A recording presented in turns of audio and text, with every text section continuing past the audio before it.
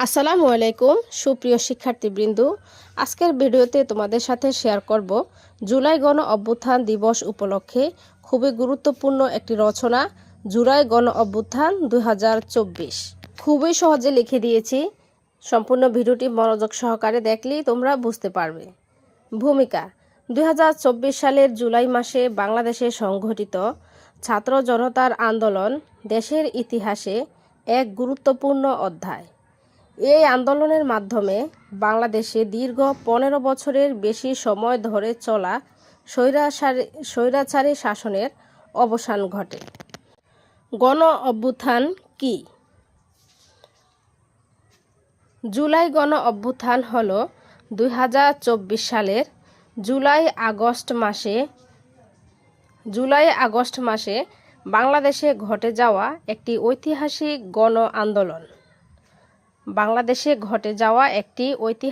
গণ আন্দোলন, যার নেতৃত্বে ছিল ছাত্র জনতা এবং যার ফলে শেখ হাসিনা সরকারের পতন ঘটে। পটভূমি: 2024 সালের জুন মাসে সুপ্রিম কোর্ট কর্তৃক সরকারি চাকরিতে কোটা ব্যবস্থা পুনর্বহালের রায়ের পর সাধারণ শিক্ষার্থীরা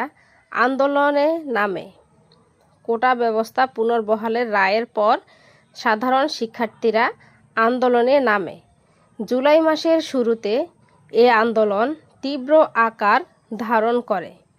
দীর্ঘদিন ধরে চলা ভোটাধিকার হরণ, দুর্নীতি ও বৈষম্যের বিরুদ্ধে সাধারণ মানুষ ও শিক্ষার্থীরা রাস্তায় নেমে আসে। 15 জুলাই থেকে আন্দোলন আরও জোরালো ও ব্যাপক সংঘর্ষে রূপ নেয়। রক্তাক্ত দমন-পীড়ন: আইন শৃঙ্খলা রক্ষাকারী বাহিনী ও ক্ষমতাসীন দলের নেতাকর্মীদের দমন-পীড়নে বহু শিক্ষার্থী ও সাধারণ মানুষ হতাহত হন। আবু সাঈদ সহ অনেক তরুণের আত্মত্যাগ পুরো জাতিকে বিক্ষুব্ধ করে তোলে। 36 দিনের সংগ্রাম: জুলাইয়ের শুরু থেকে 5ই আগস্ট পর্যন্ত দীর্ঘ 36 দিনের আন্দোলন এক পর্যায়ে অসহযোগ আন্দোলনের রূপ নেয়। সারা দেশের সকল শ্রেণীর মানুষ রাস্তায় নেমে আসেন। পতন ও বিজয়: জনরোষের মুখে 2024 সালের 5ই আগস্ট তৎকালীন প্রধানমন্ত্রী শেখ হাসিনা পদত্যাগ করে দেশ ত্যাগ করেন। এর মাধ্যমে দীর্ঘ একচ্ছত্র ক্ষমতার পতন ঘটে এবং দেশে নতুন রাজনৈতিক অধ্যায়ের সূচনা হয়। ফলাফল: এই গণ অভ্যুত্থানকে অনেকে দেশের দ্বিতীয় স্বাধীনতা হিসেবে অভিহিত করেছেন। তরুণ প্রজন্ম ও সাধারণ মানুষের সাহসিকতা প্রমাণ করেছে যে ঐক্যবদ্ধ আন্দোলনের মাধ্যমে যে কোনো অন্যায়ের প্রতিবাদ করা সম্ভব। উপসংহার: জুলাই গণ অভ্যুত্থান আমাদের তরুণ প্রজন্মের দেশপ্রেম ও সাহসের প্রতীক।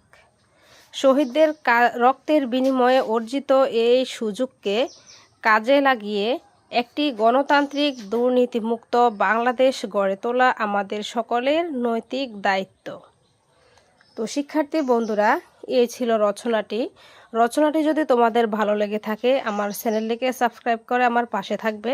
আর আমার চ্যানেলে জুলাই বিপ্লব উপলক্ষে কবিতা, রচনা এবং বক্তব্য দেওয়া আছে, তোমরা সেখান থেকে শিখে নিতে পারবে। আল্লাহ হাফেজ।